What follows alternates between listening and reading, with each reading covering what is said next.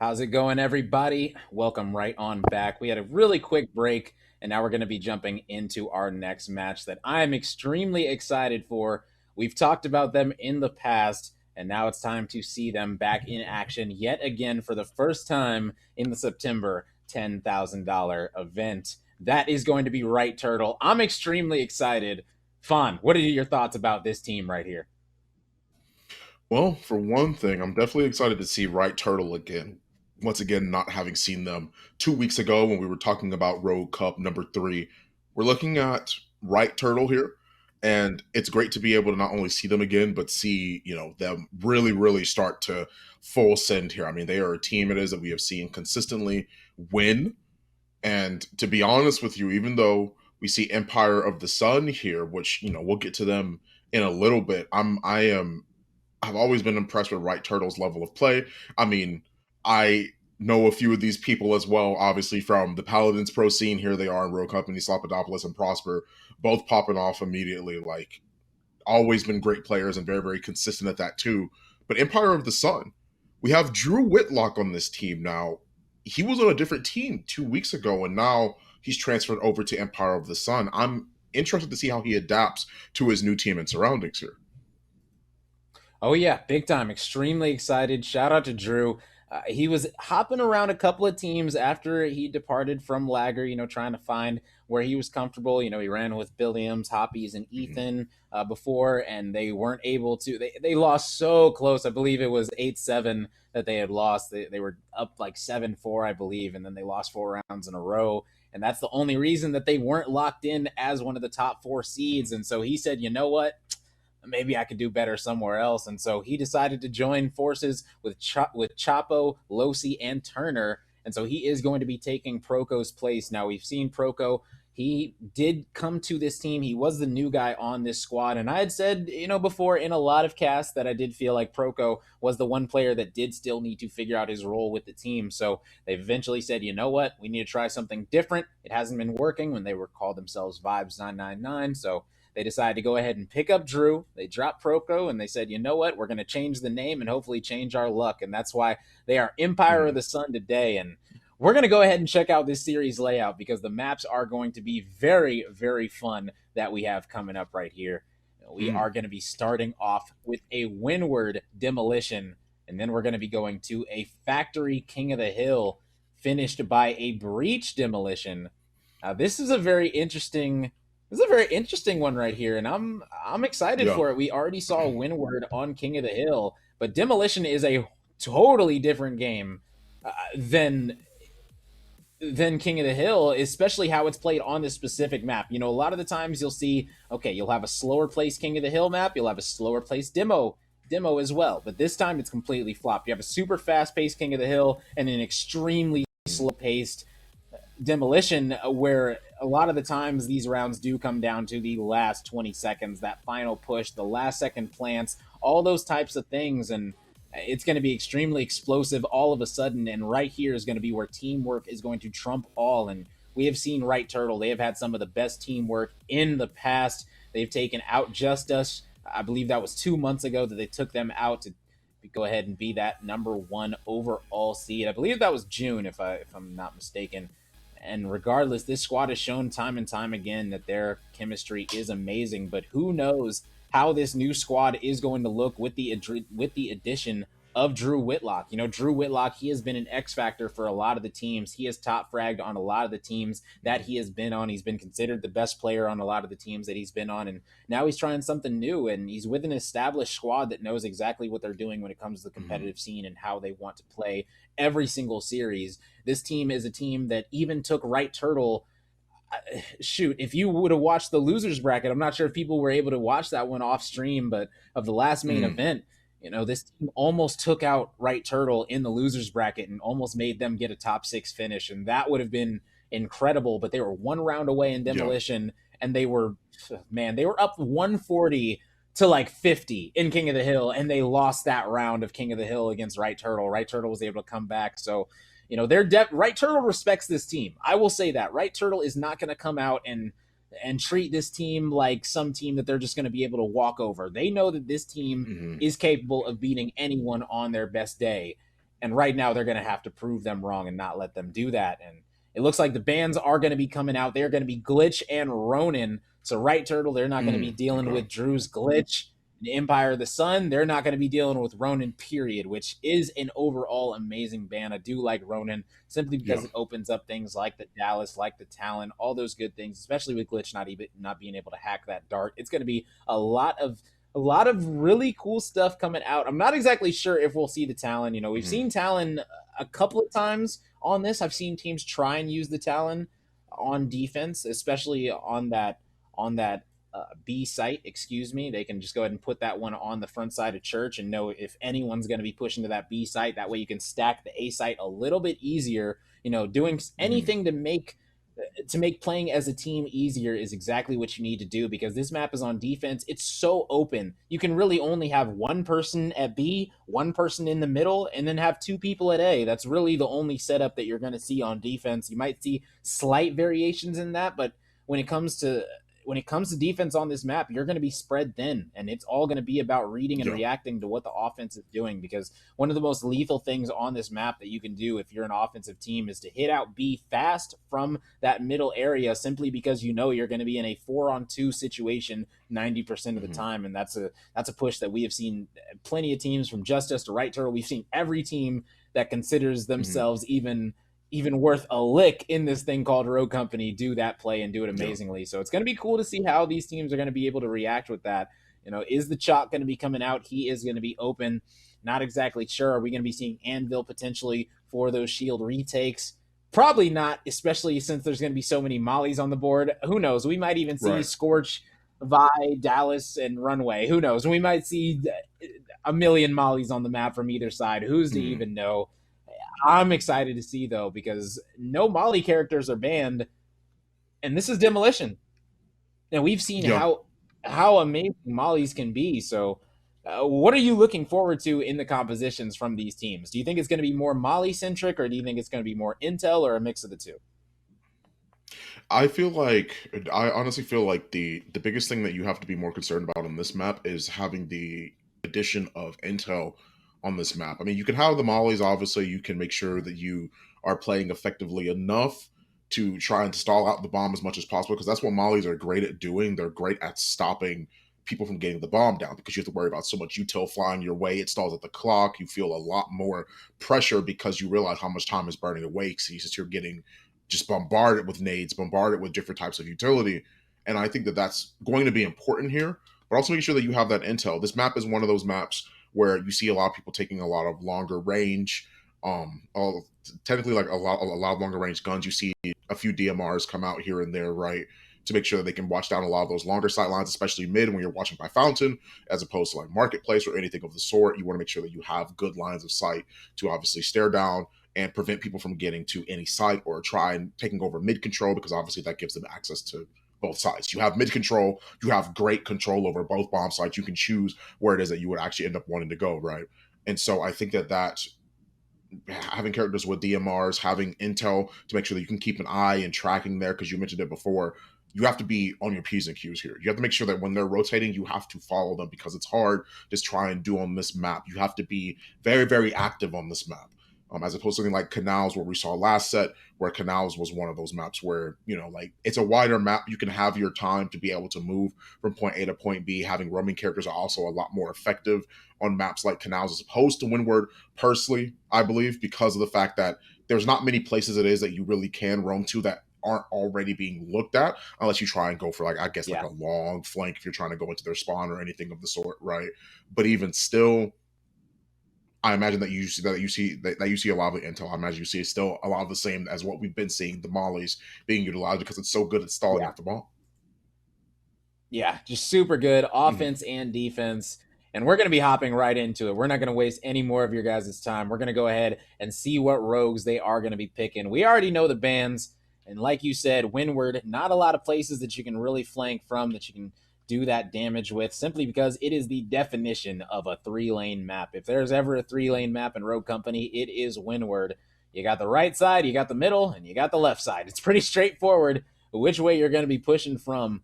And right now, these teams still thinking about it. It looks like that Chalk is going to be hovered right now along with the Mhm. Dahlia. Now, Chalk is an interesting pick. We have seen that be picked less and less, and it looks like it's going to go ahead and get locked in along with that Runway. And Runway hard locked on both sides. If anything's going to be locked in, you're going to be getting that extra utility, and they're going to have a Dallas with it, it looks like. So they're going to be able to have Mhm. 3 mollies every single round. And now these rogues are getting locked in. Here we go. The last 2 seconds. And this is going to be a Saint with a Dallas and a Kestrel coming out of this squad. Now, this is an interesting comp coming out of both sides. I'm interested to see which side is going to be on offense versus defense. Not exactly sure. We'll see once we load into the plane for sure which side is going to be on offense or defense. But right now, essentially a mirror match. The only difference, obviously, between the two reses, but aside from that, is the Chalk and the Kestrel, two characters that are very good at pressing the issue, and we'll see which one is going to be able to prevail the most out of the two. And right now, it looks like this Chalk is going to be the one that is on the offensive side. Yeah, and I definitely think that I mentioned it before. You're not really going to have a lot of times where you are going to have somebody that ends up roaming on this map, and them picking Chalk obviously cements that idea. They're looking for more trades, more in your face sort of duels. Make the most out of that Chalk ability, right? Making sure that he gets that extra health, make sure that he can res himself, obviously going for a lot of those trades. I think Dallas is great at also being able to make sure that they keep an eye in case they do try and roam, making sure that they can keep a good enough look at whoever might be trying to close the gap on either side. That's why they're both running the Dallas, just trying to make sure they gain that proper intel, as I was saying before. Oh yeah, 100%. If you ban out that Ronin, you're most likely going to be choosing Dallas simply just because you are able to guarantee that you know exactly where the closest person to you is. You don't have to worry about getting faked out by a Ronin playing up close on you. If you snap and you don't see anything close to you, you're free to push up. That's the best thing about Dallas. Is it is amazing intel, and it looks like this Chalk is going to be getting that bomb down. And now they're going to be backing up, and Dahlia was linked to the Chalk, and the Chalk didn't even go down, so they didn't need to use that revive. So having that is going to be massive because they essentially got to kill 6 people because of that revive from the Dahlia as well as the self-revive from the Chalk. And now it's going to be all about time, as I don't believe this Dallas has a Molly, as he does have a Molly get thrown at him, which is going to be zoning him off pretty hard. And that player in the middle going to be challenging them, but they're going to be getting those trades out. And now it is only the Dahlia and the Dallas, but that Chalk is going to be self-resing, making things a little bit easier. Oh, Emes not able to land the 2-tap, and right now Prosper trying to take out these players. They're able to take out that one, but he's not going to have enough time to get back to this bomb, as this bad boy is about to blow up. yeah, weren't quite able to stall them on the pressure there in terms of them pushing in. I like the fact of obviously giving Chalk the bomb because of him having that extra life as well. Means that in case he gets focused, he can make it out. He can make sure that he can heal himself back up too in case he needs to pop the active ability, right? But that was thanks to a lot of those smokes. That smoke utilization was definitely the reason they were even able to get that bomb down, right? That provided so much to Empire of the Sun. It is definitely something I would be keeping an eye on next time. Them obviously putting those smokes down and forcing them out of their more comfortable spots as well. Runway was peeking into several people. She had to back up in its entirety, run all the way away from where she was holding, right? And obviously that means that it's a lot harder for her to keep an eye on what's happening, get thrown down in those smokes after they force her out of position, and then they manage to plant the bomb. And from then on out, it's pretty much curtains. It's hard to try and retake it from there. Wow, man.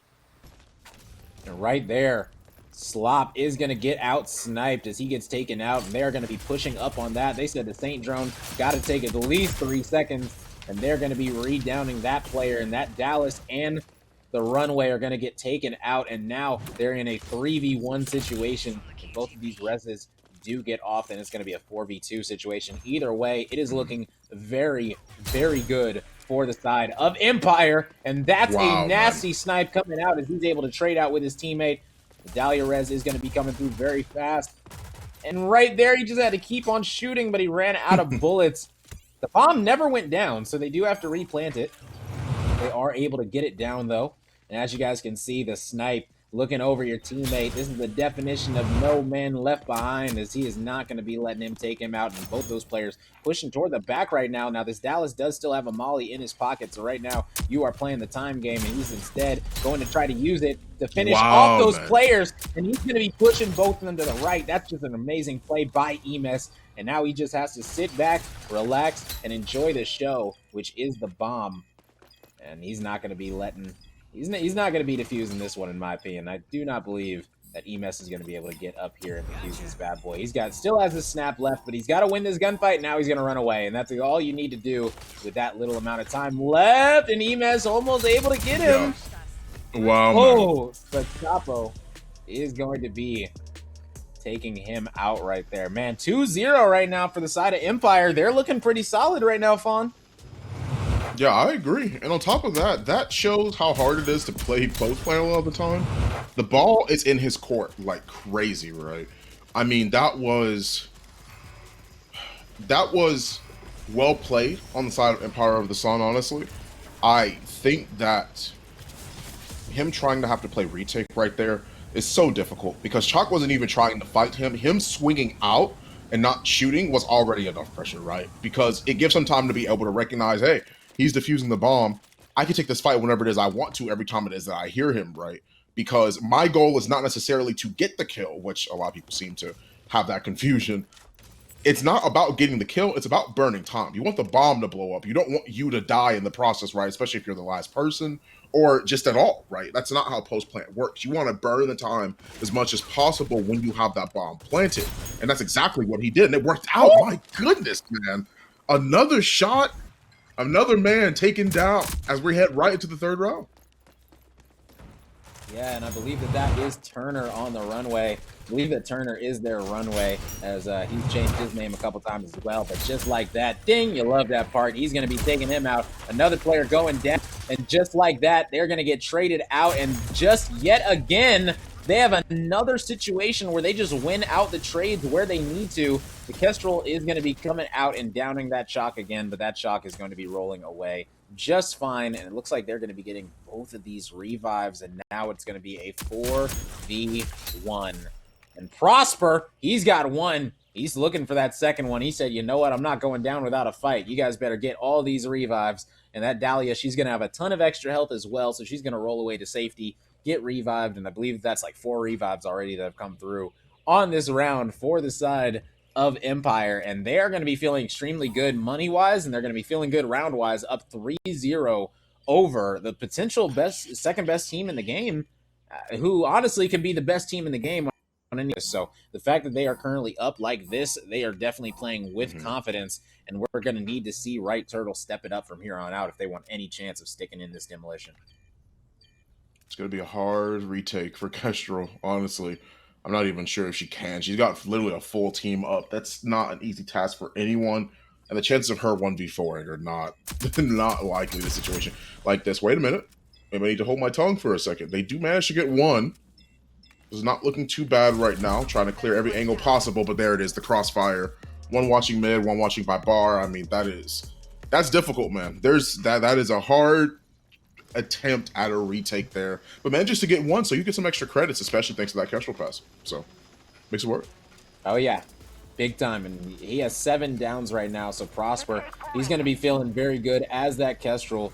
A lot of money in his back pocket, but he's looking for even more because he needs more right now. You know, his team's down 0-3, and you know when you are playing that Kestrel, your job is to frag out. And right now, Prosper is doing his job, and Slop has gotten picked by the sniper at least 2 rounds now that I can recall. So Slop is usually one of the best when it comes to that sniper. And right now, he's just not looking like the best sniper in the game. So a lot of people have said, you know, Slop is a pretty good sniper, whether it's mouse and keyboard or on controller. He's able to do both inputs just as well, which is such an impressive skill. I'm gonna be honest, I'm super impressed by anybody that's able to play both inputs equally, just able to trade off with whatever they're feeling like vibing with for the day. And Slop is definitely one of those elite players, and just like that, Slop's going to be picking off his first player in Chapo, and they're going to be getting full killed, and man, that snipe is so close. Both of them barely going to be missing for Turner. And he is really going for these quick scopes now as he is vibing with this sniper. And he is saying, you know what? Go ahead and peek me. I am confident that I'm going to hit this bad boy. And you can see Drew, he's going to get him super weak. But he does have Wow, that man. stim, which is from Dallas. He's going to be healing up. He's only at 88. He does have Headstrong, but he doesn't have time to heal that up. He's got to win this one if they want to Oh, win. No. no. And he's going to be going out. And now Runway in the 1v2. She's got to come up and come up quick. And that is Dang. not going to happen. Because that is That was such a brutal. Yeah, that was such a good flank too. I mean, she manages to get 2 downs, goes all the way around through their spawn, gets 2 downs, and tries to keep the pressure on, but nobody really swung with her, tried to trade. In a situation like that, I believe if it's being, and in my personal opinion, I believe if it's adequately being communicated, that you need to always be putting your best foot forward. If somebody's talking about them flanking around from that far in the back and they get 2, I would be trying to match that push, even if I'm pushing from the front, because 9 times out of 10, when somebody gets shot in the back and they already lost 2, their attention is going to be back there. They're not even worried about the site anymore, because how do you get 2 people with 1 person? Now people are feeling pressure. Now they're afraid. So I think if they pushed with them a little bit, not even on the flank, I just mean in general, if they coordinated their pushes to try and make it a more of a crossfire situation, it would have been a lot easier. But that's not how it ended up working out, and that's so unfortunate too. Yeah, extremely. And you can see they're going right back to their bread and butter, which is this A play. Ooh, and such a close sniper. That player was already weak. If he would have hit that body shot, he would have went down. And a Claymore is going to be able to down Emes. Emes tried to hit the sneaky flank, but that is not going to happen. But he does come back right up.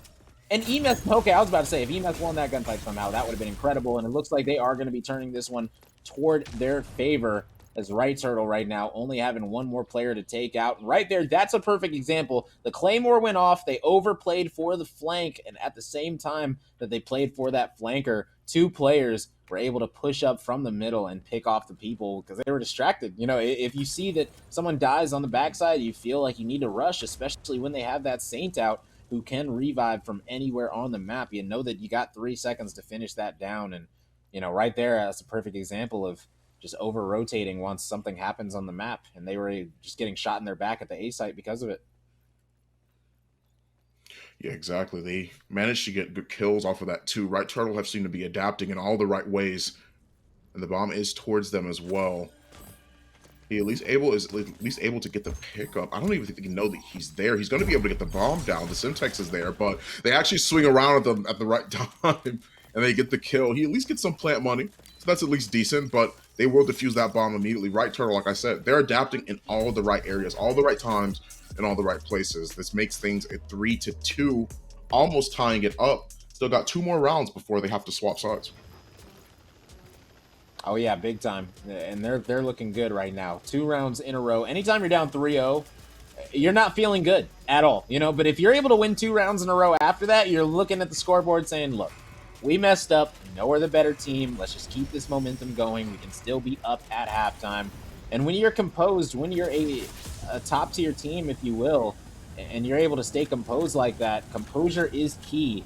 You know, it's a very old saying, but it's so true. If you're able to stay composed, stay focused, you'll most likely be able to pull out something amazing that you really weren't expecting. And, you know, I can guarantee they were not expecting to go down 0-3 in the first 3 rounds. So they're definitely gonna need to keep on pressing up to make this lead get as big as possible, especially by halftime. You definitely want to be going into halftime with a 4-3 advantage. Right now, they managed to at least once again utilize the smoke grenades to their advantage. Again, a wonderful plant as well, meaning that this is going to be hard to try and retake post-plant. They have such a great bomb spot set up, and unless somebody either goes on the flank or they try and draw their attention away from the bomb, like I don't know how they'll be able to defuse this. Honestly, it's gonna be difficult. Yeah, it's going to be extremely difficult, honestly. And now we got a crazy 4v4. Drew's able to take out one. Emes takes out the other one in a trade. 3v3 situation now. Now the question is there a Molly on the map? Because there's only 15 seconds left. And he's going to be pushing this player out, but does he have the time? That's the question. You don't really have a choice. He waited for him in the fire. Man. That player takes him out, and now they just got to watch the bomb at this point, and that is going to be a 4-2 advantage. for the squad of Empire. Empire feeling extremely, extremely good. Yeah, that is very unfortunate. I mean, they were able to get the bomb down once again thanks to the smokes. Those smoke grenades have been such a heavy part of EOS's game plan, man. I mean, that has been such a heavy portion as to how they've been able to get these bombs down and play such a wonderful post-playing game is all thanks to those smoke grenades.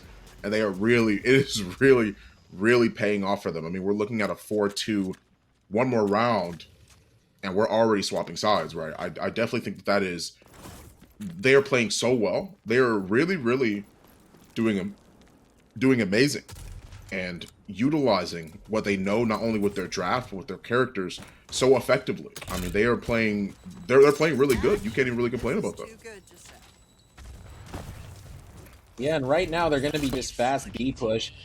They already put on their flank, so that might be massive. As we all know, EMS loves to hit those flanks on that Dallas, and boom, there goes the Sniper-mite, if you will. That's a new one, my goodness. And he's going to get taken out, and he's going to get full killed as well. No St. Joan for you, sir. And now they have a 4v3 situation against Right Turtle. And right now, Polza, my goodness, with the KA-30, Wow, absolutely beaming. But it's not going to matter, as right now, Empire is going crazy. They're up 5-2 on the offensive side of Windward. That is almost unheard of, especially against Right Turtle, when we know that EMS, Slop, Polza, they run this map. They absolutely love this map, and there's no real reason that they should be getting beat on it like this, unless this team right here is just the real deal. Now, a very interesting situation to look at. This is the semifinals, right? This is the semifinals, I believe? Right. Yeah. Yeah. If these teams right here, yeah, okay. So if these teams right here, right? Both of these teams, Right. this is their first qualifier. Both of them. Mm-hmm. So both of these teams are fighting for position in this main event. Now, whoever does not win this match, you're going to only have, I believe, 3 points? Or you're going to have 3 or 5 points, depending on what happens in the finals. So you might have 3 points at the end of this day going into the main event. And you might end up being the 12th, 13th, 14th, 15th, or 16th seed. And that could be interesting because we might actually have a situation, depending on the points and how it's spread out between the teams, where we might get a round 1 matchup. As crazy as it sounds, we might be getting a round 1 matchup, just us versus Right Turtle. If Right Turtle loses this, there's there's more than a 50% chance that they will be getting that 13th seed, and we'll be going up against Just Us, as we know whoever ends up taking that 13th seed is going to have to face them in round 1. We already saw them face them in round 2 of the last main event, and that was especially spicy seeing them that early. And man, if we were to get a round 1 matchup, that would be so much fun to watch. Yeah. We'll have to see, of course, if they can make their way, at least Right Turtle make their way out of this rut it is that they're in right now. 5-2. It is not looking too good, honestly. They managed to throw things out, utility trades back and forth, but they only get 1 down a piece for all the utilities spent. They have a Saint on their side too.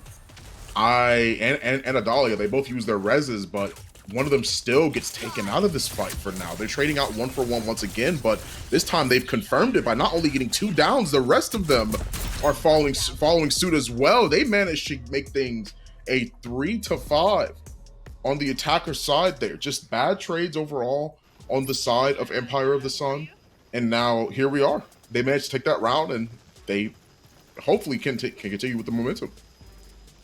Yeah, right there, Slop and Prosper, they honestly went big. They just won the round by themselves, essentially. Aside from that St. Drone coming in from Polza, Prosper and Slop, they each took out 2 players back-to-back, essentially, to clean that one up. They both did amazing right there. And sometimes, if your teammates fall over, you got to pick up the slack. So guess what? If you die, don't worry. I'll get the guy that got you, and I'll get the guy that I'm supposed to get. And both of them were able to do that and clutch that one up. And that was a big flip of a round, because going down 6-2 when you're on the offensive side, that is so rough. And oh my goodness, you can say it again. Slopadopoulos finally able to start landing these sniper shots, and they're going to be pushing up off of that as that runway is down. And they're looking to finish him off. The Kestrel ult coming out as well as the Simtex to make sure that they get that finish, but that Claymore is able to take out Prosper. And just like that, it's a 3v3 situation, and EMAS, he's looking for one, he's looking for two. That Molly's going to be massive. Is it going to be able to down them all? Wow. Yes, just That's crazy. like that, they are able to flood them out, and that is more than crazy right there. That was insane. Yeah, that's part of the reason why I'm even saying that it's crazy is because of the fact that these are already 2 rounds back to back of great shot from Slop right there. But not only that, it is more so just the idea that they have really turned things on its head from 2 rounds, and convincingly at that. 5 points already Oh, to yeah. EOS, the Empire of the Sun, and we're looking at a potential tie right now. If Right Turtle keep this up, they could very well end up taking this game. Yeah, and we've seen a lot of these top teams, we've seen them do extremely well on these defensive sides, and right now they're up 2-0, but they're on offense. And that's the thing. Is if you're on offense, you're doing the impossible. So right now they're winning on the side that they're not supposed to. And that right there is just a testament to their mindset. Like you said, you have to have a strong mentality or else you are just not going to be making it far today. And it's those type of things. If you're down 5-2 on Windward heading into offense, in my opinion, most of the time, with me, I'm gonna look left, look right, look at my teammates and say, yeah, this one might not be it, guys. But if you have players, you look to your left, you see Slopadopoulos. You look to your right, you see Emis. You look in front of you, you see Prosper. You start to feel good, and you say, Right. you know what, guys, we can come back. We can come back. Me playing my teammates, maybe not as confident, but these teams have been here before. They have had some crazy comebacks. They haven't had a 7-0 comeback, but I'm pretty sure they've had a 6-1 comeback and things like that. So, they've been there at this road, and right now, Polza getting taken out very quickly. And these trades going to be coming in. That's an amazing stick coming out from Turner, and it's a 2v2 situation now with Emes. He's going to be running to the back. Both full kills are going to be going through, and it's a straight up 2v2, and there's 18 seconds left. The Kestrel does have the bomb. She's going to either need to plant it on the left or the right side. It does sound like that Kestrel did pick up a sniper. Yes, she did. So now it's going to be 10 seconds, and you got to decide where you got to plant it. You got to plant it where you can't get mollied off, and right here is a smart place. Right here. Now, if they throw the molly at that close corner, that could cause trouble, and I'm not sure why he planted right there. He's able to get deleted, and they're going to take out both of those players. He knew both players were in front of him, and he planted at the front side of the bomb. I have no idea why he planted right there. I feel like that was a massive mistake. I don't know if that was a communication error or what, but he could have just planted at the backside in the deep back right corner and been fine and hopped right on up and played that high ground position. They didn't need to play that low ground area. And right there, you can see, man, Turner able to land a nice sticky with that runway, man. Runway sticky grenades have been absolutely incredible. Plus, it gives more time and utility for his teammate to be able to follow up, right? If he plants in that back corner, that means that they have to swing out extremely wide just to even see back there, right? Or push in a more linear angle. If he plants in that back corner, he can hear them coming around the backside. If they try and push out and swing out to see if they can see him all the way in the back corner through main, then obviously his teammate Dallas there is able to pick things up a little bit easier. Yeah, I'm not too sure why he planted there either, but mainly just a misplay for right now. They are looking at 6-4. Empire of the Sun are keeping the pressure on them right now. They only need 2 more rounds. See if they can take this very first game.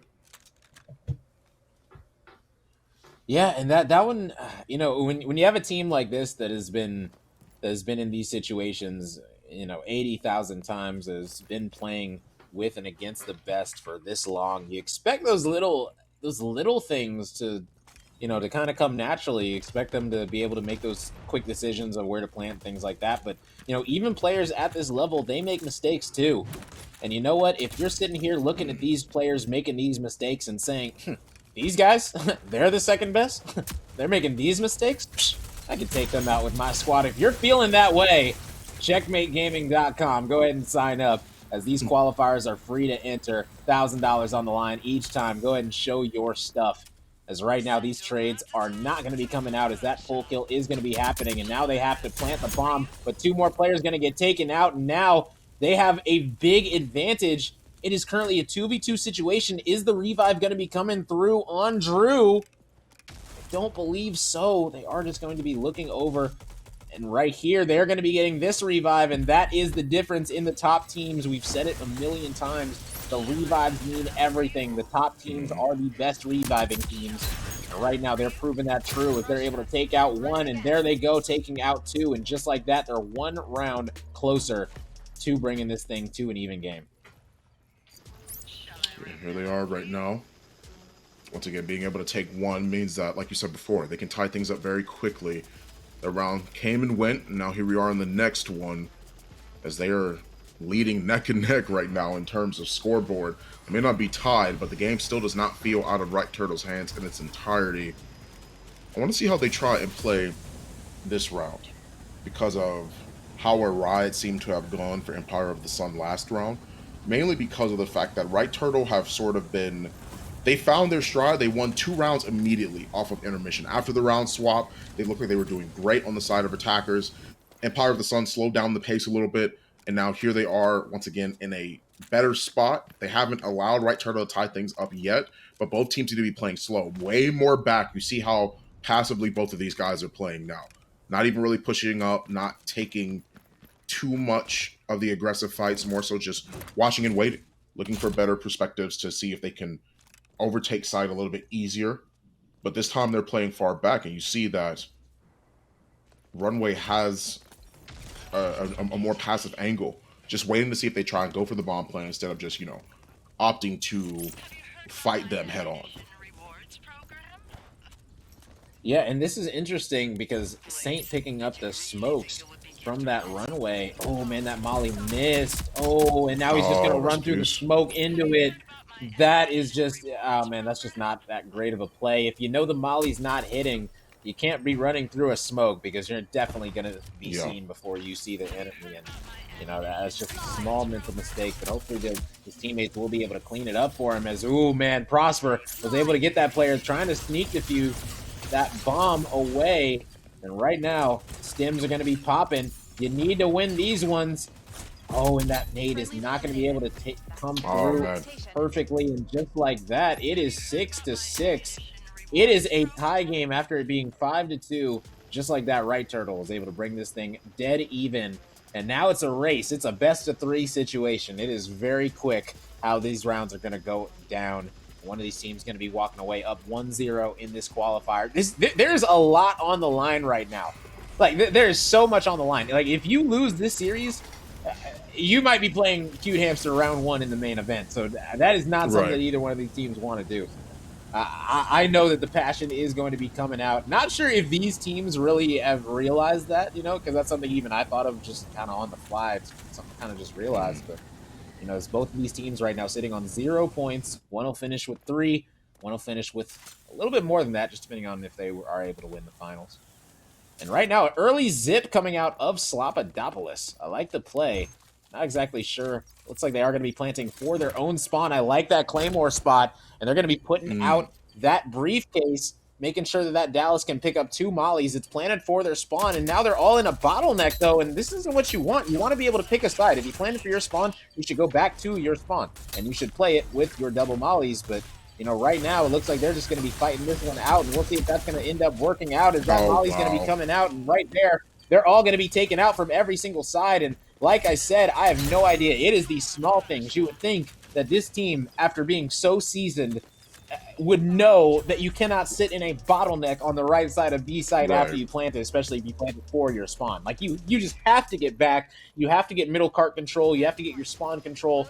Something. You cannot just sit there and wait to throw all their utility at them, because guess what? They have a runway and they have a Dallas as well. So they're going to be throwing 3 mollies at you to get you out of that little area, and that's exactly what happened. They just got util dumped and they just had to pinch them. I don't know, man. I don't know. It's small mistakes like that could end up costing Right Turtle this series and make them have to play Cute Hamster, or excuse me, Justice round 1, and that could be, that could be rough, because I know that their King of the Hill has been struggling recently with this Molly change, or with this meta change up. Excuse me. Mm. As for right now, we'll have to see if they can at least tie things up for match point on both sides.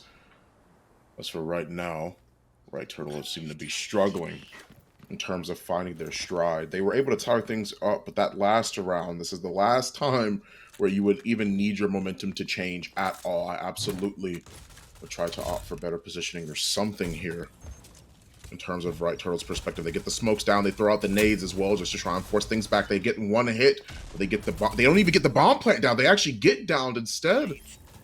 And they don't find that kill. They Yeah. have to send out the drone as well, and they even find the kill. Uh-oh.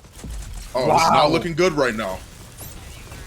Yeah, and all that's left is the Dallas, and that is going to be a big problem because if you're a Dallas with the bomb down and you're in the middle, you're able to get one right here. He full kills him, rolls away. Now it's all about healing up. You have the bomb. You can go plant B. You can do whatever you want. You don't have a molly, so you're going to need to kill these people with your gun. Now, where are you going to plant and where are you going to go? Looks like he's going to plant in this corner. Most likely going to be running straight up top, and he is not going to be messing around as he said, you know what? You got to come here. And he could be playing a little bit of mind games, and it looks like he will be. He planted on the right, and he's going to be guarding the left, but it looks like they know, and Oh, now he's going no, to be yeah. climbing up. And that is going to be all she wrote as Right Turtle goes down 0-1 in the series to Empire of the Sun. Man, this squad right now is looking good.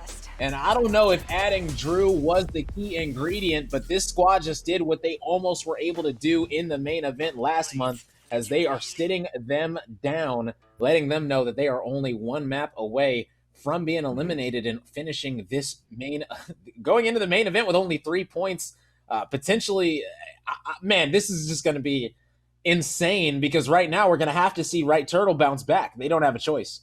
Mhm. Yeah, and I think the biggest thing about that as well was the round before the one it was that we just watched when we were looking at how they were able to get the bomb plant down so easily. And just like you were mentioning before, they were fighting a lot in a bottleneck, right? You have all these people, like at least three people that are playing on site to get the bomb plant down, but none of them leave to try and see if they can spread out to see if they can watch different angles that the enemy might be coming from. I'm not too sure if they were worried on the side of Right Turtle, if they didn't feel like they had it from that perspective. But because of that, after that round was lost, it just seemed like it was way more difficult. That Simtex, getting the Simtex off and making sure you get the down, the St. Drone tries to come out, but doesn't even matter because you get rid of the Kestrel anyway. I think that that is a huge factor in how they were able to just let things slowly spiral out of control.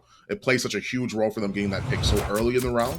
And I'm very interested to see how the rest of the set will play out too. Yeah, and I will say this big shout out to the side.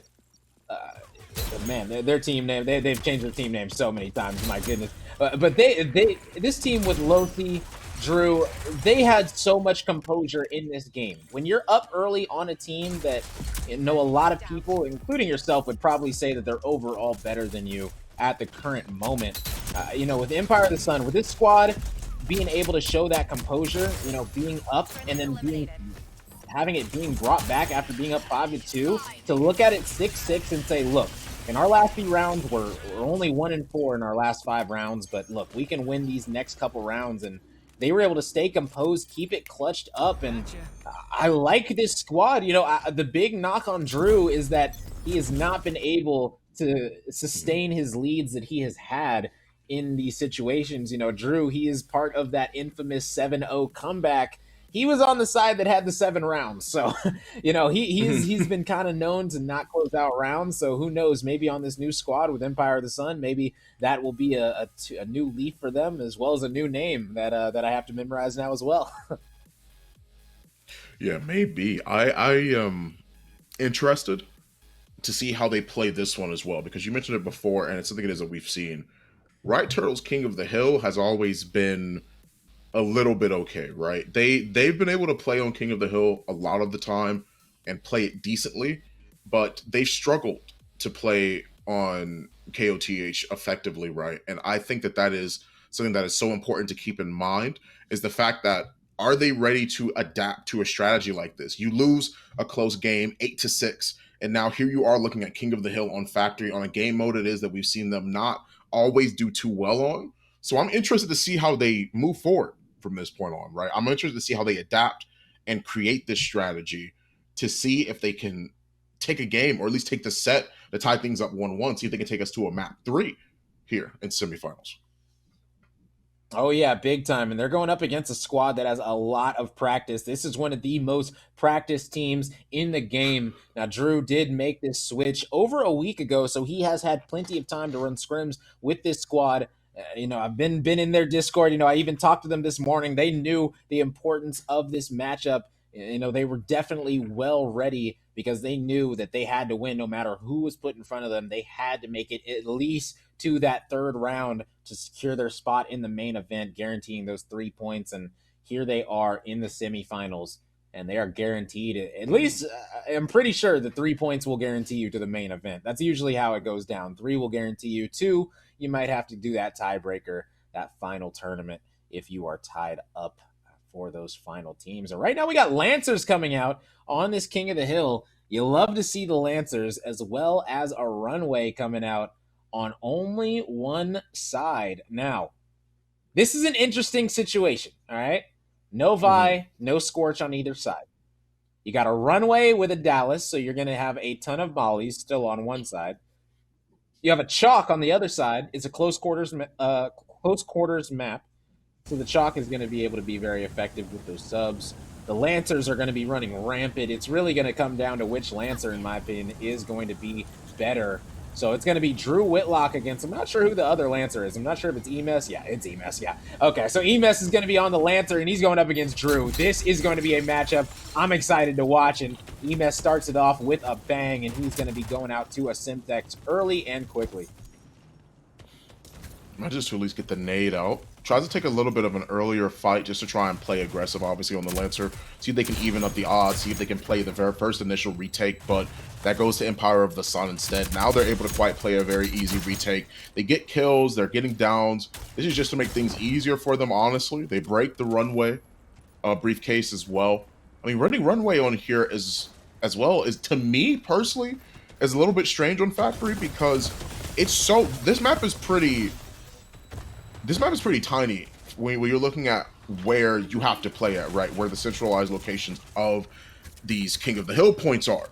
And I don't think Runway will have a lot of time for her to be able to find much utility there. I mean, obviously it just restocks on what they have, right? They obviously can grab from there and then play back. But even still, I feel like there's not going to be a lot of time for where they have time to set up and like toss out nades. You see that a lot in demo because of typically the slower paced mindset of that game mode, right? But here you have it right here where it's becoming a lot more difficult because you have to be worried about in your face a lot. And every time they have a briefcase up, they always have to find a different way not to put it in the wrong spot, because if they do, then it can easily get shot, easily get broken because of how quickly these respawns are taken to effect.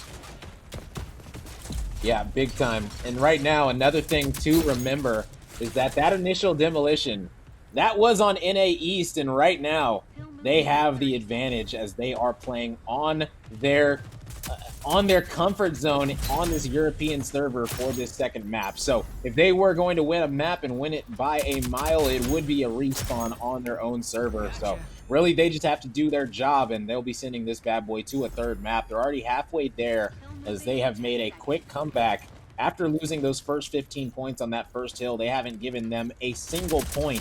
And now we're going to be going up to this next hill, and just a nice shot coming out of Losi right there on Prosper. Big gunfights. You got to win more ones like that if you want to win this map, because this team right here, they are not letting up whatsoever. And Polza right now is going to be hitting these nice flanks, doing his best job to set up this hill right here, make sure that his team has the spawns, just clearing everyone out slowly but surely. Yeah, exactly. And I think that as the map goes on, it seems like Right Turtle, hey, I mentioned it before, traditionally we've seen this team sort of struggle on this King of the Hill map. Well, not this specific map, excuse me, this King of the Hill game mode. And here we are, where things seem to be going more their way. They're able to have such a tremendous lead as well. 119, well, really almost 120, to only 26 points. This is the first time we've seen Empire of the Sun make it onto the, well, sorry, the second time this entire game that we've seen them make it onto this objective here. And it's become that much more dangerous for him. Pops the quick and quiet, obviously waits for a little bit, and now they've made it onto site. This has been very, very, very, very dominating for Right Turtle so far. Yeah, Right Turtle looking extremely comfortable. They're up 100 points going into this final hill, and when you're up that much, it's more about when you're going to finish it, not about if you're going to finish it. and they only have a few more points left. You see the Molly coming out, going to be zoning off Slopodopoulos, but it's not really going to matter as his teammates already have the point, and they're going to another round as they essentially gave that one up. They said, no point in pushing it, guys. Don't give them the extra money. And, you know, they're just going to take that one on the chin and hope for a little bit better of a break this round as, you know, they looked good off the rip, getting that initial hold on the hill, but just not able to hold it for much longer than that. And, you know, they didn't really get too many points altogether after that either. So really just got to come down to winning these close engagements, these gunfights, man. This is one where one gunfight win could change everything, you know, especially when you have so many stims on the map, you know, because if you win a gunfight, most of the time you're going to be able to hit them, revive on up to max HP, and then take another gunfight, which you have a 50-50 chance of winning. So it's really just a solid composition out of both of these teams running that double stim package with the Dallas and the Kestrel. Already a really strong flank from Lancer as well. And they managed to get the kill. EMS found one, but they've been struggling to try and play this retake here, Empire of the Sun. This is what we saw last time. They started off really strong. It's about how they continue this time, right? They already have 1 point on their side of Right Turtle. And now you're worried about Empire of the Sun starting things out strong, just like how they did last time. They have to be able to hold this. EMS gets another pick and finds a second one after that. Man, dude. It is just, after they get the first hill, it just seems like the momentum always shifts towards Right Turtle's side. And it's weird because they also have a Lancer on the side of Empire of the Sun. And I don't think I've really seen their Lancer flank as frequently. Yeah, it looks like Drew is going for the more straight up approach. And EMS is definitely playing that long angle, the long journey rogue, if you will, the one that'll go all the way to get behind you and make some havoc happen.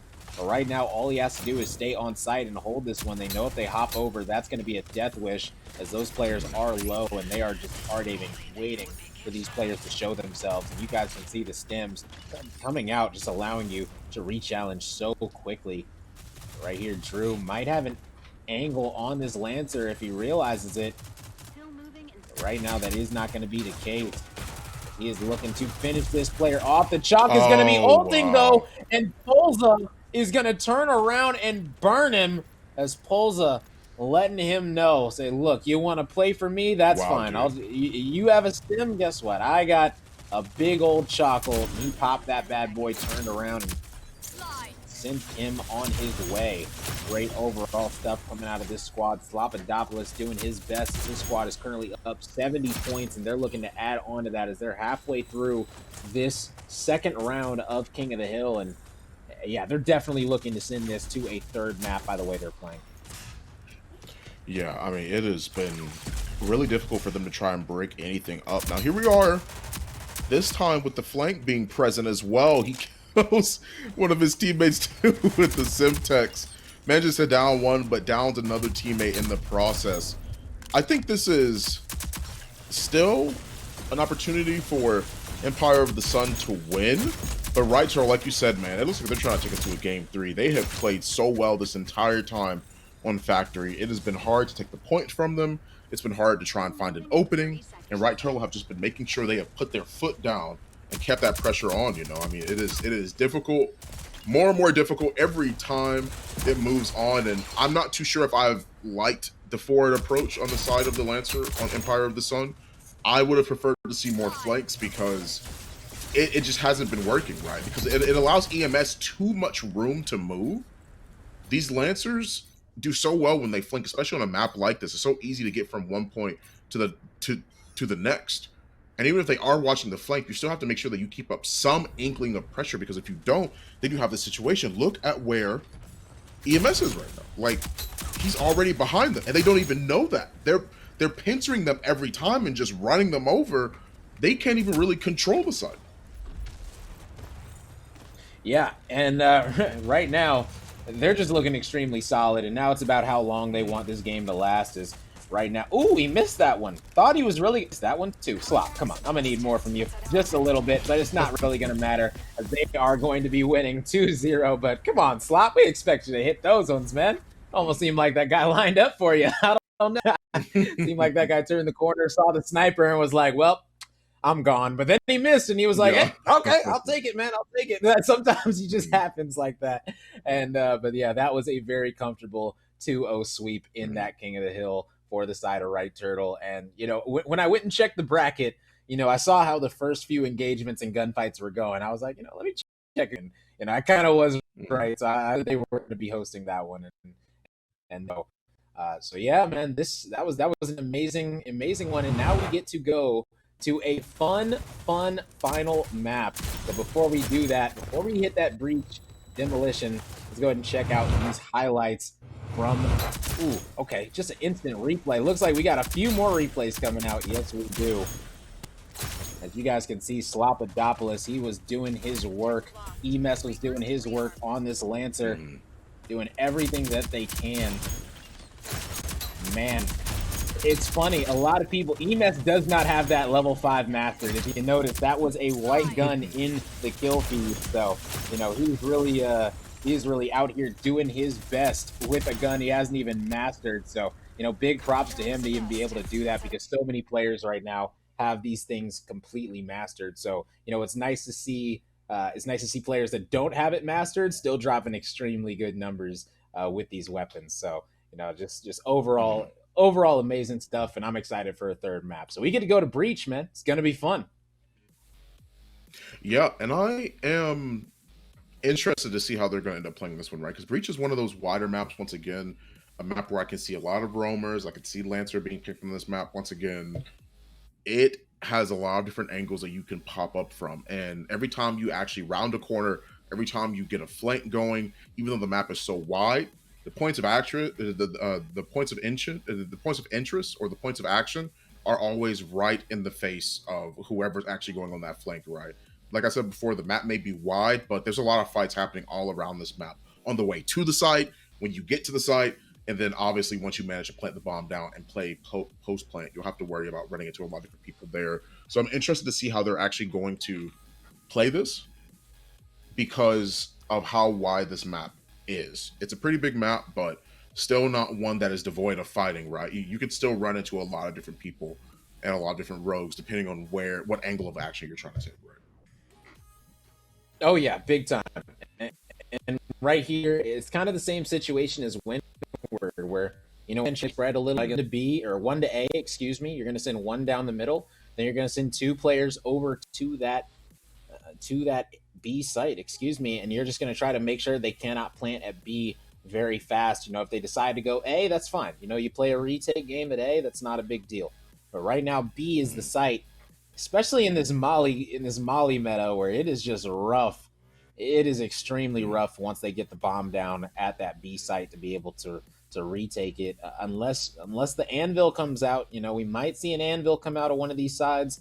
Not exactly sure, but there's definitely going to be counters to it, and I'm not exactly sure who, but I feel like one of these teams is definitely going to win the draft. I feel like right here, when it comes to what rogues you pick, you might naturally counter what the other team is going to do. We've seen it on Breach many times in Demolition, where you'll naturally pick an anvil when the other team just happened to only have one molly. So guess what? Put a trophy in front of that shield and you're good to go. They throw that molly and you're defusing every single time. So, sometimes we've also seen teams accidentally not get shredder rounds. That's another mistake we've seen teams make, where they don't have enough shredder rounds, and they're depending on a Dahlia to shoot a shield once it goes down, and certain things like that just don't work out. And, a lot of these teams right now are having a lot of different molly compositions coming out, and we've seen Dallas be essentially a staple on maps like this, where they're able to get that early intel to push out, and then they're able to have that molly as well. And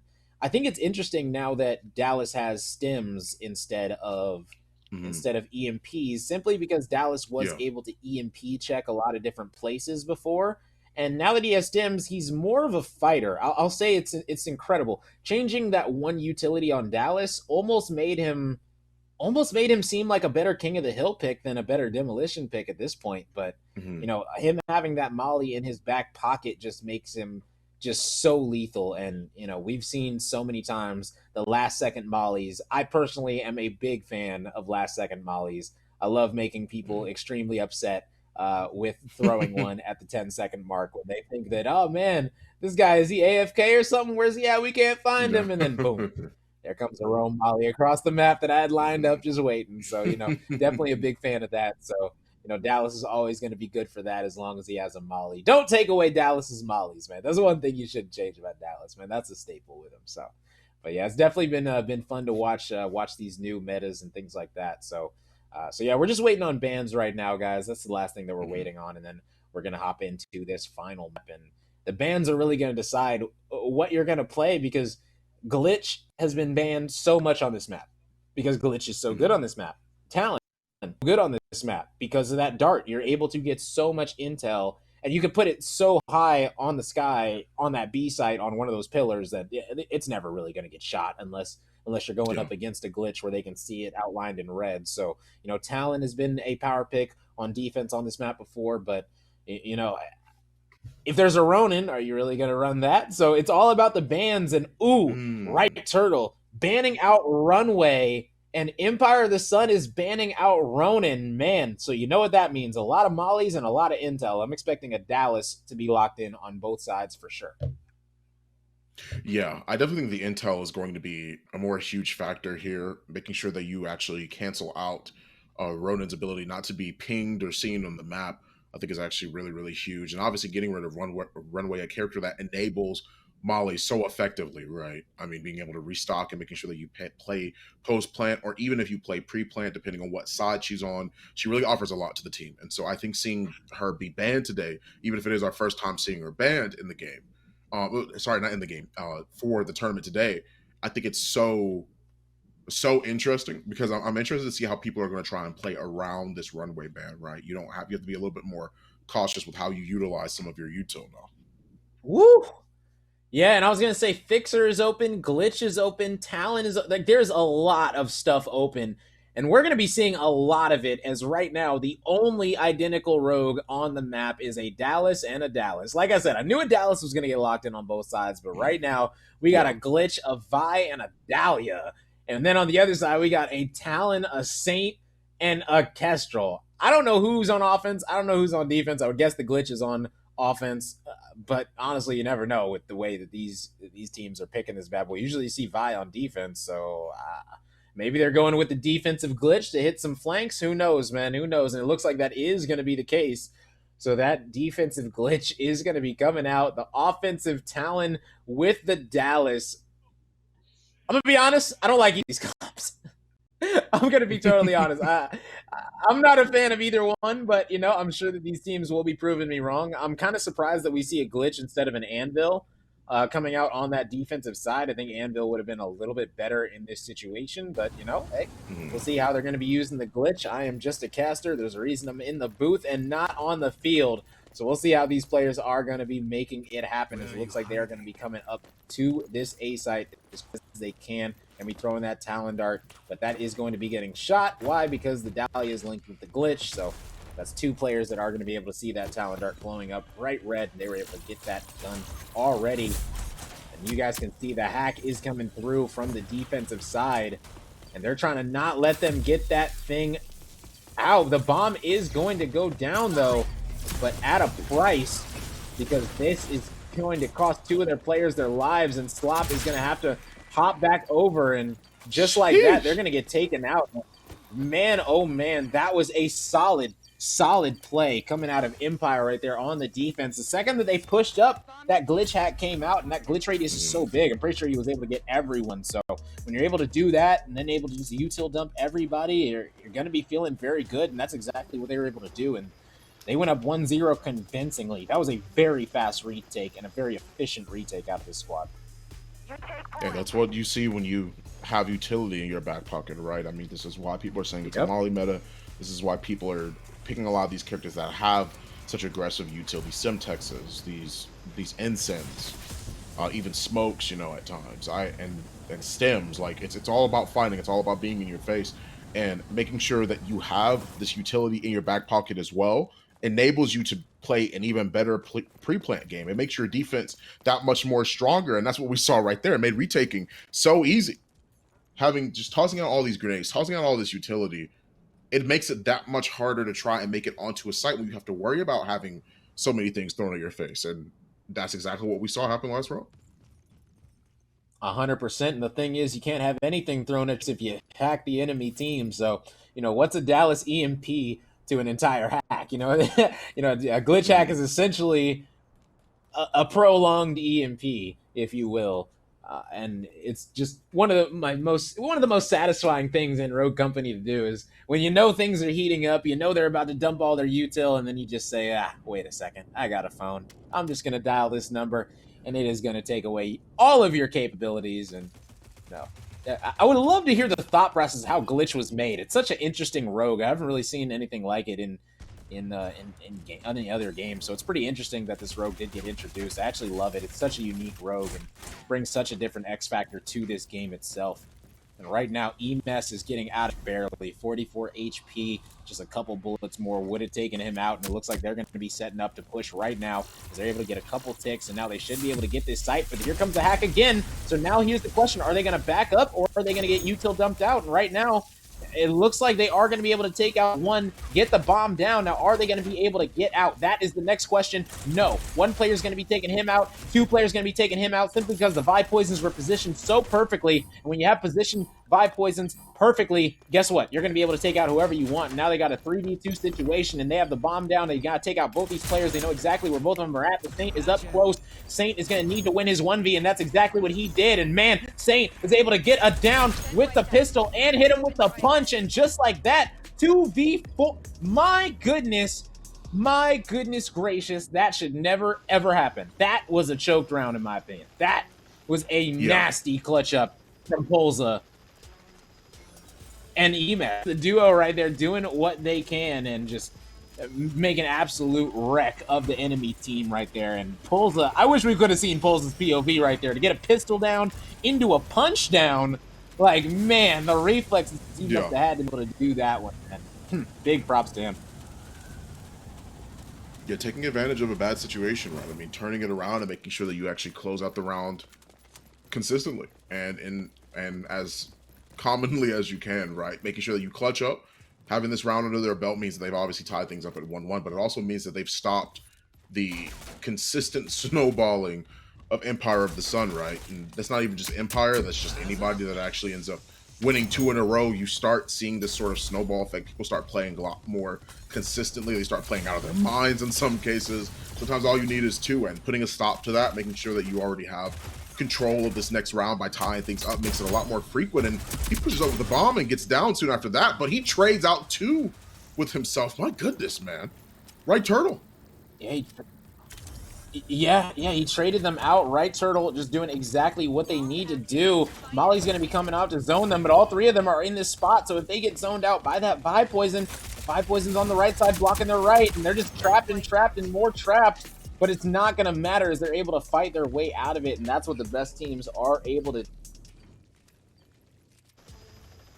And right there, man, you saw yet again, this squad was able to fight their way out of a sticky situation. My bad. Letting that one play out a little bit.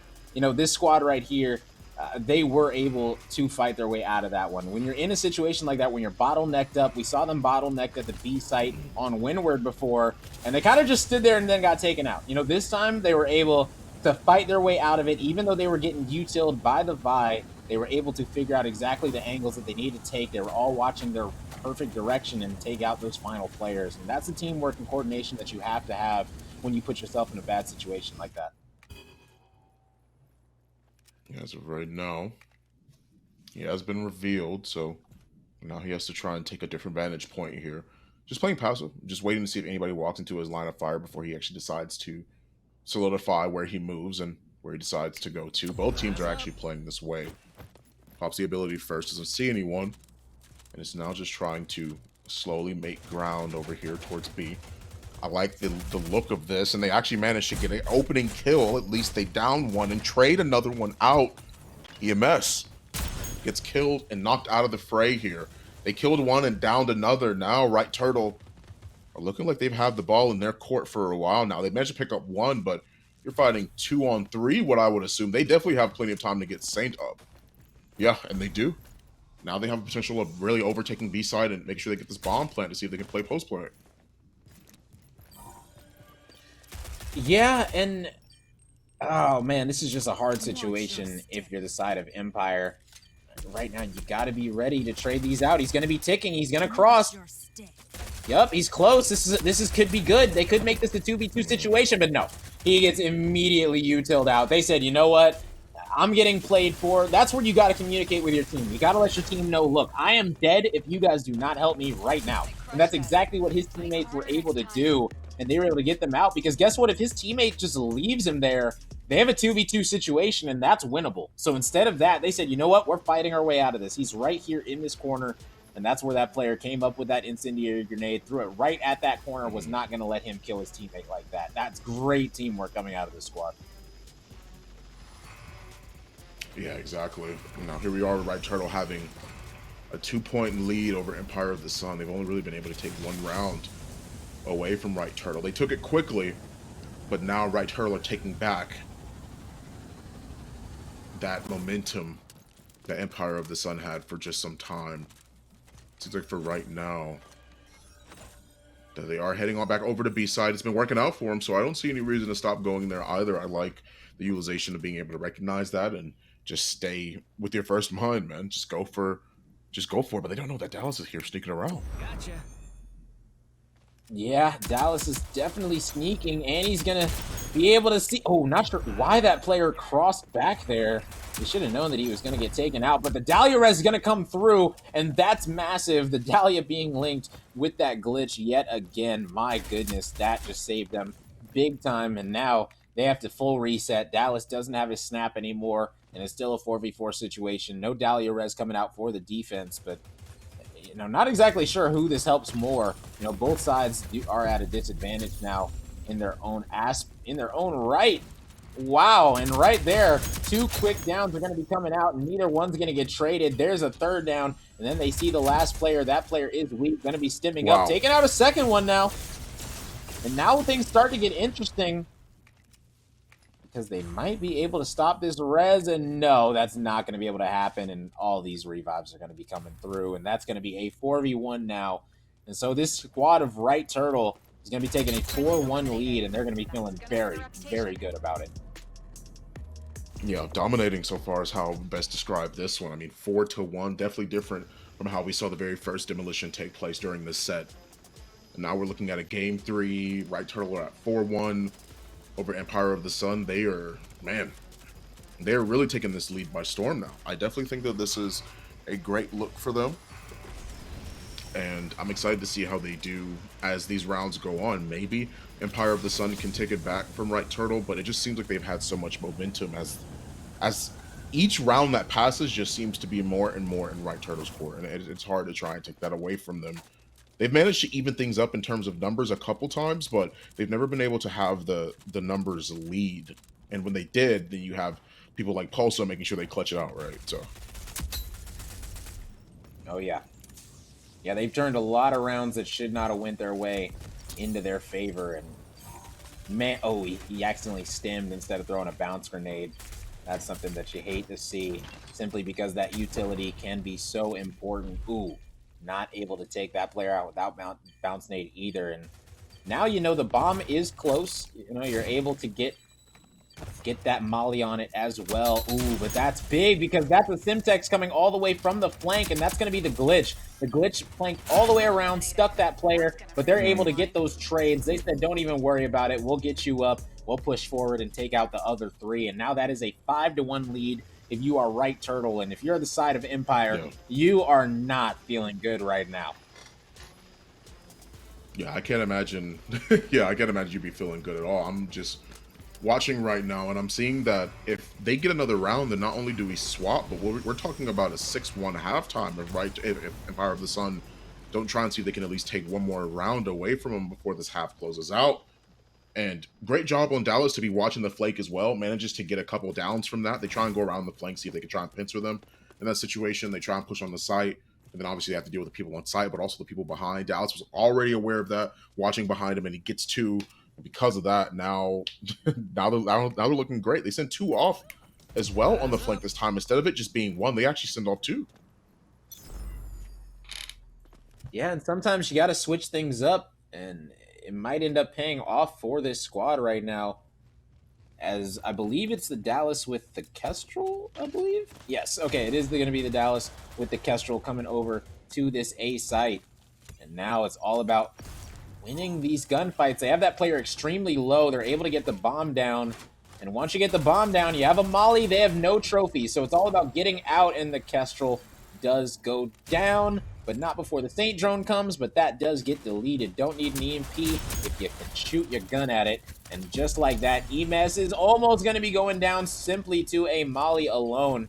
And right now is the time where you got to start playing the time. Even if you hop out the window and make a loop around, that might end up being worth it simply because you're playing the time. You have this Molly. You cannot go down. 8 HP left on this Dallas, but he's going to be fighting his way through all of it, taking out one, taking out two, and hunting down the third. And just like that, they're going to be going up 6-1 in extreme advantage of this map. Only 2 rounds away now from securing victory. 5-point differential between Right Turtle and Empire of the Sun right now. They have to see what adaptation. We'll have to see what adaptations they make for their draft. I don't think the draft was necessarily like a bad thing, but maybe there's something that might optimize their playstyle a little bit more, right? They're going for the Anvil. The Dallas and Anvil so far. I'm wondering if they try and go with the glitch here, if we'll see a glitch again during this half. But so far, it seems like it's being hovered. That might be, oh wow, so they're running Anvil, Glitch, Dahlia, and Dallas as opposed to Dahlia, Dallas, Kestrel, and Vi. This is interesting as well. Having the Glitch to try and be a little bit more aggressive, like them trying to play this sort of in-your-face sort of pressure style. Empire of the Sun no longer defending. They're the ones on attack now. Wow. Like, this is a very, very strong draft, I think, on the side of Empire of the Sun. Very scary. Yeah, I was going to say the exact same thing. Yep, you're 100% right. No, I'm just liking what you're saying. I'm sitting here smiling, listening. 100% right. Keep going. You are 100% no. right. Okay, yeah. The only thing it was I was saying was that I think Vi and Kestrel having to play around this glitch is going to be the hardest thing because they are the thing that stops people from playing plant, right? Like, for them even making it on the site, for them to be able to try and plant the bomb down, it makes it that much harder for them to have to deal with because Kestrel and Vi, their team's going to be looking at them to try and make sure that they don't have an easier time planting on site. But if you have Glitch, pop it just like he did right now. Now look, now you have to worry about not having access to your abilities, but at least they get one down before the Glitch even pops. Yeah, no, were they able to get the bomb down? No, it doesn't look like they actually were able to get the bomb down. So they hacked, but didn't. Okay, I'm not sure if there was a mistake, if there was a molly on it, but you can already see the glitch has already hopped out and is looking to hit a flank. So, but it looks like Slop is already sniffing this a little bit as these rotations are starting to come out. But Shield is going to be going down. He's waiting for that molly. I'm not sure if he realizes. I'm pretty sure they've already. Okay, they just now used it, and yeah, he is going to get taken out, and is he going to get revived? No. The Dahlia was down as well, and right now they're just going to be closing them out, as that is a 7-1 advantage right now. All they need to find is the glitch. He's on the other side of the map doing glitch things, and that's just not going to work against this squad in Right Turtle. They are here, they are ready, and they are looking in prime form for next week. They are looking amazing. Glitch is a great character to be able to utilize on your side of the field, honestly. But you have to make sure that when he pops his ability that you push with that. And that's not what I saw on the side of Empire of the Sun. They utilized it, sure. But Prosper was even on the back foot of, making sure that Glitch was there and hacking the enemy team, that they were still able to get the picks too. Like, they were able to get the picks. They were able to keep control of a bad situation. Some of them were hacked, couldn't even do anything. But the rest of the team, I didn't see follow through on that. Anvil plant down his shield and try to plant the bomb a lot later, as opposed to trying to do it off of Glitch trying to set things up for him. And I'm not too sure what it is they can do here either. They have to play a little bit more for, and they get 2 downs off of that nade. Mm. Yeah, and that's just gonna be rough. When you lose your Dallas, you lose your Dahlia, and now you lose your glitch. Yeah, that's Yeah, it. And that is going to that's be curtains. all she wrote. Yeah, right Turtle showing why they are an elite squad, able to come back. They reverse swept them in the series. They were down 0-1 after losing that windward demolition, but Mm-hmm. they were able to come back in furious fashion because after that windward, they only lost one round of Rogue Company after that, whether it's Yeah, demolition or whether it's King of the Hill. You know, they you're 2-0 right. them in the King of the Hill and 8-1 them in the demolition. So it's looking extremely good for this squad, especially heading into the grand finals. You know, they're going to be the ones up there, so they have secured themselves that top 2. So they are going to be the 5th or the 6th seed, guaranteed. They have guaranteed themselves that spot. And I said somebody has to lose this one, and it looks like it was this squad, and they might end up having to go up against Just Us now because they did lose to Right Turtle, and that Mm-hmm. might not be something that they're looking forward to. But let's go ahead and check out these series replays right now, as we had some pretty amazing ones. Spawn, go ahead and walk me through these. Yeah, well, for the most part, at first, I mean, we saw them play on Windward. Empire of the Sun were looking great. I mean, you have trades exactly like this that really work out in their favor, but it was like as the set went on, Right Turtle were finally able to find their stride, and even for the momentum they had when they were playing on Factory, I believe, with King of the Hill, they never gave that momentum up from that point on. Like I said, we saw them get a game here. We saw them play extremely well on the side of Empire, but Right Turtle, after that King of the Hill match, they really were just all for it. They found something during that King of the Hill match. They found where their team was weak at and really took advantage of it from that point onward. We see a lot of what they were able to do here on Windward on the side of Empire of the Sun, but this is where things started to go awry. You see Emis, you see the Lancer here. A lot of the flanks really played in their favor, man. And I mean, they had the same character on their team, but they weren't playing it the same way. And I personally believe still that if they would have tried to apply a little bit more pressure on the flanks on the side of Lancer, on Empire of the Sun's team, maybe things would have went a lot differently because you see Emis just tearing things up. You already have a great hold on site with the players that you leave on site. Emis flanks around with the Lancer. Quick and Quiet is such a powerful ability, and now you have to worry about Lancer always popping up behind you, which that's what it felt like happened every single time, right? Especially on Factory. You move into the final map, you look here on Breach, and then you have Pose managing to clutch things up and making it work for his team. I mean, that is ridiculous. Like, and from that moment on, when they tied it up, it just seemed like they were really playing a lot more aggressive here. You see that they even push out, and even though he goes down, he makes sure that he gets 2, takes 2 with him, and tries to keep that pressure on him, right? I mean, that is just that's crazy. And I don't think you can ask for a better performance than that out of Right Turtle. They really only gave them 1 round and went bet, and they took the rest of the set by storm. Yeah, and they made it. They did it in a convincing fashion. These rounds, a lot of them, a lot of times in Demolition, you'll see rounds and you'll be like, "Oh man, we could have won this round if we didn't make this small mistake." Well, there was a lot of mistakes to be made on their side Yeah. that they can go back and VOD review and pick apart. So, there's going to be a lot, including that, just stacking the window. Against a good team, they're going to be able to line that bad boy up, and that's exactly what they were able to do. And that is going to be a nice reverse sweep for the side of Right Turtle. And, Empire of the Sun, they did a good job, a really good job, a really strong showing from them, especially in that first map. They definitely showed that they are going to be a force to be reckoned with and that they are not uh, they are not a team to be taken lightly in the slightest. These two teams right here, they are practiced, they are experienced, and anytime that you combine those things, you never know what can happen in this game of Rogue Company. Every dog has its day, but this is not